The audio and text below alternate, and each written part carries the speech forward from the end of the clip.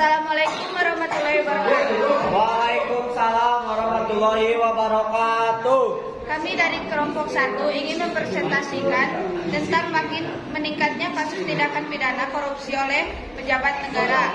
Sebelumnya perkenalkan, nama saya Rika Febrianti sebagai moderator dan teman saya Siti Nurdiani Lutfia sebagai pemateri.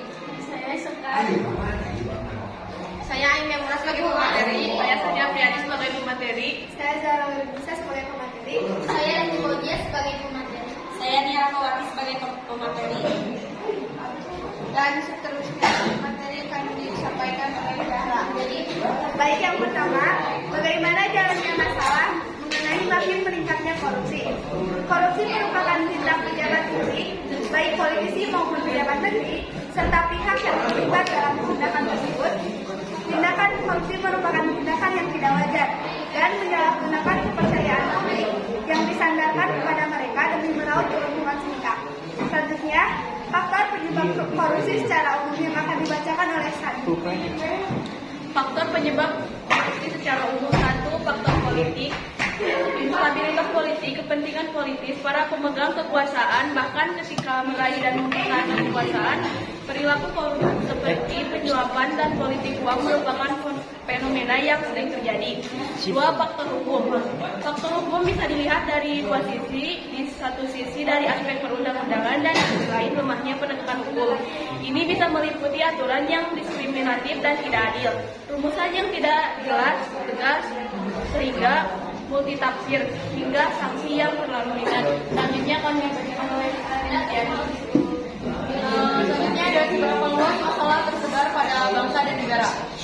Jika dilihat dari segi perekonomian, tindakan korupsi ini sudah sangat merugikan baik dari keuangan negara dan perekonomian masyarakat. Karena yang mereka lakukan ini sudah secara tidak langsung mengambil uang rakyat ataupun uang negara demi keuntungan mereka sendiri. Akibat korupsi, negara mengalami permasalahan keuangan sehingga negara berhutang terhadap negara lain dan tidak mampu membayarnya. Jika sudah tidak mampu membayar, maka negara yang dihutangi bisa saja meminta ganti rugi dengan kepemilikan lahan atau wilayah. Bila semakin banyak wilayah negara yang sudah dikuasai oleh negara lain, maka negara tersebut bisa dijajah. Selanjutnya akan disampaikan oleh Sekar. Mengapa masalah harus ditangani pemerintah dan haruskah seseorang bertanggung jawab memecahkan masalah? Yang pertama, peran masyarakat. Pencegahan korupsi merupakan tanggung jawab bersama baik oleh pemerintah, organisasi masyarakat atau ormas, tokoh agama dan masyarakat atau toga dan tomas, serta masyarakat itu sendiri. 2. Tanggung jawab pemerintah. Masalah korupsi memang harus ditangani pemerintah karena rakyat sipil tidak memiliki wewenang atau kekuasaan yang cukup dan harus dipertanggungjawabkan untuk menyelesaikan kasus yang terkait. Selanjutnya oleh Adakah kebijakan tentang masalah tersebut? Tindak pidana korupsi dapat dilihat dari upaya memproses tindak pidana korupsi yang telah didefinisikan sebelumnya dengan cara melalui proses penyidikan, penuntutan dan putusan pengadilan. Kebijakan ancaman pidana yang telah diatur dalam Undang-Undang Hukum Pidana maupun Undang-Undang Tindak Pidana Korupsi belum sepenuhnya mampu mencegah terjadinya tindak pidana korupsi, terutama yang dilakukan oleh pejabat legislatif. Sebagaimana ketentuan Undang-Undang Pemberantasan Korupsi, maka hakim juga harus menjatuhkan sanksi pidana dengan denda yang bersifat kumulatif dengan sanksi pidana penjara. Selanjutnya akan dibacakan oleh Siti Paudia. adakah perbedaan pendapat?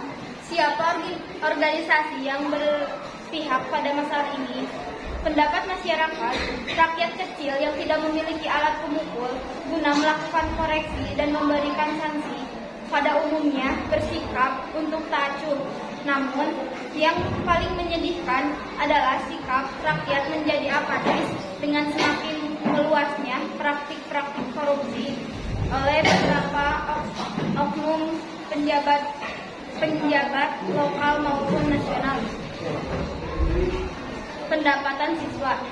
Kelompok mahasiswa sering menanggapi permasalahan korupsi dengan emosi dan demonstrasi. Mereka ingin berpartisipasi dalam usaha rekonstruksi terhadap masyarakat dan sistem pemerintahan secara menyeluruh, menciptakan keadilan kebersamaan dan kesejahteraan yang merata. Selanjutnya akan dibacakan oleh Nia. Pada tingkat atau lembaga pemerintah apa yang bertanggung jawab tentang masalah ini?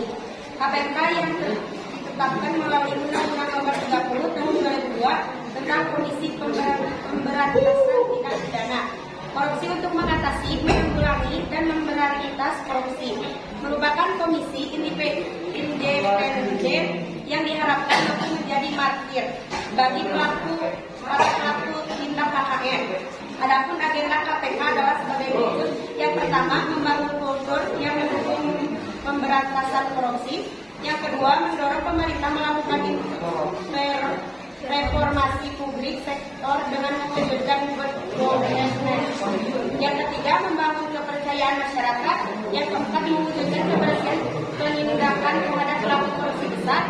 Yang kelima, memacu aparat hukum lain untuk memberantas korupsi.